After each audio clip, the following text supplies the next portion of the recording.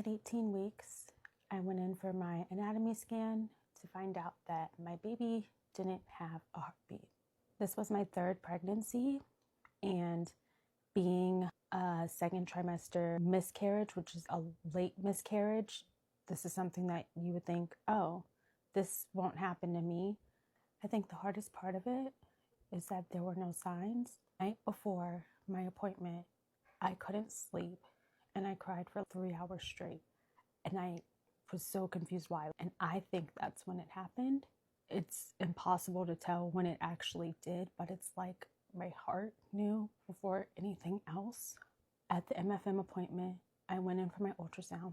They were also going to check my cervix, so I had to undress from the waist down, but they asked if I wanted to go to the bathroom first. When I went to the bathroom, I wiped and I noticed the tiniest spot of blood. So I wiped again and there was another tiny spot of blood. And then I wiped a third time and there was nothing. I went back to the room, waited for the ultrasound tech to come in, and she could just tell that I was shaken, I guess, because she asked if I was okay. And I just started crying and I told her what happened. And she was like, let's look.